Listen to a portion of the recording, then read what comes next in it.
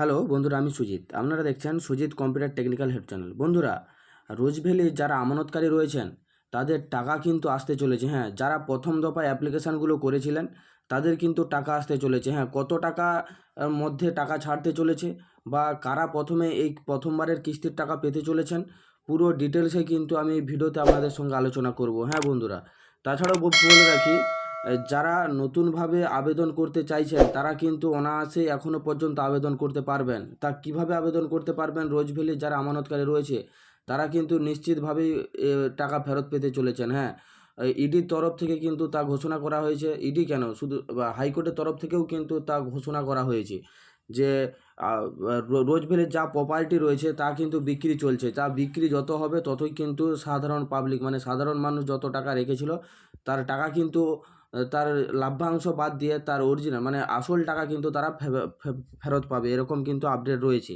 এই আপডেটগুলো পেতে অবশ্যই আমার চ্যানেলটি সাবস্ক্রাইব করে রাখবেন এবং পাশে থাকা বেল আইকন টিপে অল অপশানটি অন করে রাখবেন, যাতে এরকম নতুন নতুন আপডেট আপনারা আগেই পান। শুধু রোজ ভ্যালি না, আমি সম্পূর্ণ ওয়েস্ট বেঙ্গলের সমস্ত রকম প্রকল্প নিয়ে কিন্তু আলোচনা করে থাকি। এই সম্পূর্ণ আপডেটগুলো কিন্তু আমার এই চ্যানেল থেকে পেয়ে যাবেন। এবার আসবো মূল বিষয়ে। দেখুন, রোজ ভ্যালি adc.com, এই রোজ ভ্যালির যে ওয়েবসাইটটা নতুন লঞ্চ করেছে, যার সাহায্যে কিন্তু আপনারা যে অ্যাপ্লিকেশানগুলো করতে পারছেন, সেই সাইটটা হলো রোজ ভ্যালি অ্যাসিস্ট ডিপোজাল কমিটি।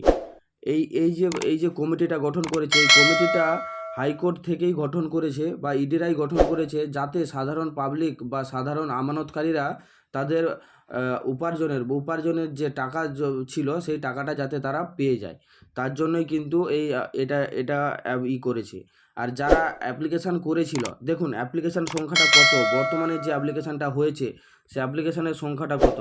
দেখুন এখানে কিন্তু স্পষ্টই উল্লেখ করে দিয়েছে, এখানে অ্যাপ্লিকেশানের সংখ্যা রয়েছে 26,139টি।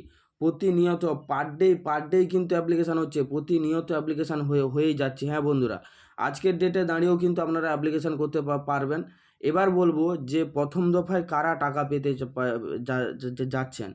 প্রথম দফায় টাকা পাচ্ছেন যাদের যাদের পলিসি বা যাদের ইনভেস্ট 10,000 টাকার মধ্যে ছিল, 10,000 টাকার মধ্যে যাদের টাকা জমা পড়েছিল তারাই কিন্তু প্রথম দফায় টাকা পেতে চলেছে। হ্যাঁ বন্ধুরা, রোজ ভ্যালির কিন্তু তা অফিসিয়ালিভাবে আপডেট চলে এসেছে। প্রথম দফার টাকা তারাই পেতে চলেছে যাদের ইনভেস্ট, মানে যাদের 10,000 টাকার মধ্যে ইনভেস্ট ছিল। হ্যাঁ বন্ধুরা, মানে জমা পড়েছিল, যাদের 10,000 টাকার মধ্যে টাকা জমা পড়েছিল তারাই কিন্তু প্রথম দফায় টাকা পেতে চলেছে। আর দ্বিতীয় দফায় টাকা কারা পাবে, পরের দফাটা এখনও পর্যন্ত উল্লেখ করেনি। মোটামুটি এই টাকা আপনারা দুর্গাপূজার আগেই পেতে চলেছেন, এরকম কিন্তু আপডেট রয়েছে। দুর্গাপূজার আগেই কিন্তু আপনারা এই টাকা পাবেন, এরকম ইনফরমেশান কিন্তু অফিসিয়ালি তরফ থেকে পাওয়া যাচ্ছে। তাছাড়াও বলে রাখি, যারা নতুন আবেদন করবেন তারা কিভাবে করবেন সেটা নিয়েও কিন্তু অনেকের প্রশ্ন রয়েছে। বাড়িতে বসে মোবাইলের মাধ্যমেই কিন্তু করে নিতে পারবেন। সেটা কিভাবে করবেন সেটাও আজ আমি আপনাদেরকে লাইভ প্রুফ দেখিয়ে দিচ্ছি। দেখুন, রোজ ভ্যালি adc.com যে ওয়েবসাইটটা রয়েছে সেটা কিভাবে আসবেন, দেখুন এইখানে প্রথমে গুগলে চলে আসবেন। গুগলে এসে সার্চ করবেন রোজ ভ্যালি adc.com। দেখুন এই যে প্রথমের যে আমার অপশানটা রয়েছে, এই রোজ ভ্যালি adc.com, এটার উপরেই কিন্তু আমি ক্লিক করে দিলাম। ক্লিক করে দেওয়ার পর প্রথমেই যে ওয়েবসাইটটা রয়েছে, দেখুন প্রথমের ওয়েবসাইটটা কিন্তু বড় বড় অক্ষরে লেখা রয়েছে www.rojevalleyadc.com। এই যে ওয়েবসাইটটা রয়েছে এটার উপরে কিন্তু আমি ক্লিক করে দিলাম। ক্লিক করে দেওয়া মাত্র আমার কিন্তু যে ওই রোজ ভ্যালির যে অফিসিয়াল ওয়েবসাইটটা বর্তমানে তৈরি হয়েছে সেটা কিন্তু এখানে চলে এলো। তারপরে কি করবেন, তারপরে দেখুন এইখানে যে 3 ডট অপশানটা রয়েছে, এই 3 ডট অপশানের উপরে কিন্তু আপনারা ক্লিক করে দিবেন ডান পাশে। তারপরে দেখবেন এই বাম সাইডে একটা পেজ খুলে গেছে, যেটা আপনি স্ক্রল করে উপরের দিকে তুলবেন। তারপরে দেখবেন এইখানে আপলোড সার্টিফিকেট যেটা রয়েছে, এই আপলোড সার্টিফিকেটের উপরে ক্লিক করে দিবেন। ক্লিক করে দিলে আপনাদের সামনে কিন্তু এরকম একটা ইন্টারফেস অন হবে, যেখানে দেখুন নেম অফ দ্য ইনভেস্টর, মানে যে যার নামে সার্টিফিকেটটা রয়েছে সেই সার্টিফিকেটটা এখানে আপনাকে তার নামটা দিতে হবে। এখানে কোম্পানি দেখবেন সার্টিফিকেটের উপরে লেখা রয়েছে যে কোন কোম্পানির আন্ডারে কিন্তু এটা রয়েছে, সেটা দেখুন সেই কোম্পানিটা এখান থেকে সিলেক্ট করে নেবেন। সিলেক্ট করে নেওয়ার পর তারপরে ফার্স্ট ইনভেস্টর, মানে এখানে ফার্স্ট ইনভেস্টর কথার অর্থ হলো যদি কেউ যৌথভাবে মানে জয়েন্টে কেউ ইনভেস্ট করে থাকে তাহলে কিন্তু ফার্স্ট সেকেন্ড দুটাই রয়েছে। আর আপনি যদি নিজে হন তাহলে কিন্তু প্রথমেরটাই ফিল আপ করবেন, দ্বিতীয়টা ফিল আপ করার কোনো প্রয়োজন নেই। প্রথমের নামটা আপনার দিয়ে দিবেন। আমি আমার নামটা দিয়ে দিচ্ছি। দেখুন আমি আমি কেন বুঝিয়ে দিচ্ছি যাতে আপনারা বাড়িতে বসে মোবাইলের মাধ্যমে করতে পারেন। আমি কিন্তু মোবাইলেই চেক করে আপনাদেরকে দেখিয়ে দিচ্ছি যাতে আপনারা অনায়াসেই করতে পারেন।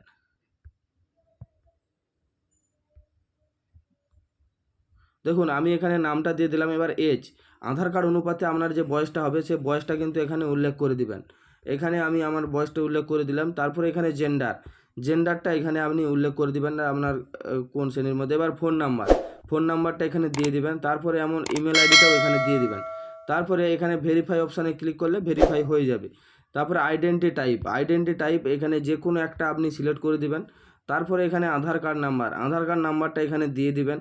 তারপরে সেকেন্ড ইনভেস্টরের নেম এটা না দিলেও চলবে, কারণ যদি কারো থাকে দিবেন, নাহলে কোনো দেওয়ার সমস্যা নেই। এটা না দিলেও চলবে, এটা কোনো দেওয়ার প্রশ্নই ওঠে না। তারপরে name of the father of husband, এইখানে যে বাবা বা স্বামীর নামটা এখানে উল্লেখ করে দিবেন। তারপরে অ্যাড্রেসটা এখানে দিয়ে দিবেন। স্ট্রিট অ্যাড্রেস বলতে এখানে আপনার গ্রামের নাম বা শহরের যেটার নাম আছে সেটা দিয়ে দিবেন। ভিলেজ এখানে গ্রামের নাম দিয়ে দিবেন। পোস্ট অফিস দিয়ে দিবেন। পুলিশ স্টেশন দিয়ে দিবেন।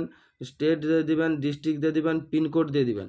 তারপরে দেখুন এখানে ব্যাঙ্ক ডিটেলস অফ ইনভেস্টর, এইখানে ব্যাঙ্ক ডিটেলস যে আপনার যে ব্যাঙ্কটা রয়েছে সেই ব্যাঙ্কটা এখানে সিলেক্ট করবেন। নেম অফ দ্য ব্রাঞ্চটা এখানে সিলেক্ট করে দিবেন। নেম অফ দ্য ব্রাঞ্চ কোডটা কিন্তু দেখবেন অ্যাকাউন্ট বইয়ের কিন্তু উপরের দিকেই লেখা থাকে। সেই ব্রাঞ্চ কোডটা কিন্তু আপনারা এখানে উল্লেখ করে দিবেন।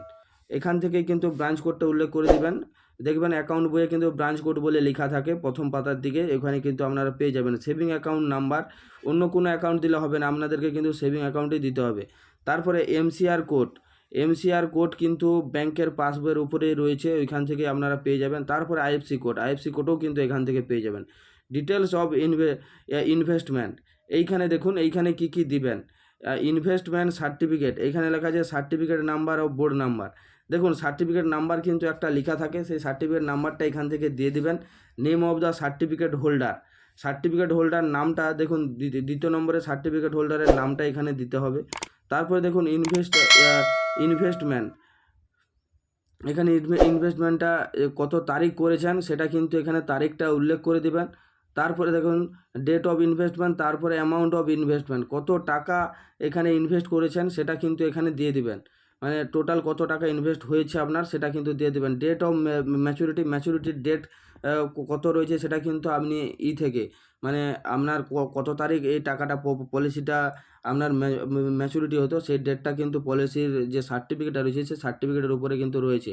Refund by company if any, মানে কত টাকা আপনি ব্যাক পাবেন এরকম একটা রয়েছে, সেই টাকাটা এখানে উল্লেখ করে দেবেন। রিফান্ড অফ দ্য ক্লেম, মানে আপনি যদি যে টাকাটা আপনার জমা পড়েছে টোটাল সেই টাকাটা এখানে উল্লেখ করে দিবেন। তারপরে রয়েছে অ্যামাউন্ট ইনটাইটেল টু গেট, মানে কত টাকা টোটাল হয়েছে সেটা কিন্তু এখানে উল্লেখ করে দিবেন। তেমন কিছু বেশি কিছু না। তারপরে এখানে কন্টিনিউতে ক্লিক করলে আপনাদেরকে 3টা ডকুমেন্ট কিন্তু আপলোড করতে হবে। কি এক হচ্ছে আপনাকে আইডেন্টি প্রুফ হিসাবে আধার কার্ড আপনাকে দিতে হবে।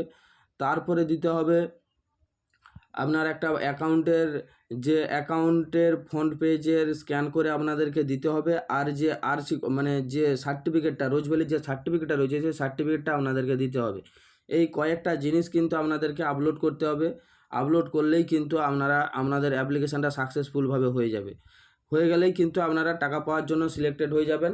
আর আপনাদের কিন্তু একটা সাকসেসফুল বলে মেসেজ চলে আসবে, লাস্ট সাবমিট হলে সাকসেসফুল হলেই কিন্তু আপনার কোনো সমস্যা নেই। যদি আমার এই ভিডিওটা আপনাদের ভালো লেগে থাকে অবশ্যই আমার চ্যানেলটা সাবস্ক্রাইব করবেন এবং পাশে থাকা বেল আইকনটি অল অপশানটি অন করে রাখবেন, যাতে এরকম নতুন আপডেট আপনারা আগেই পান। থ্যাংক ইউ বন্ধুরা, ধন্যবাদ।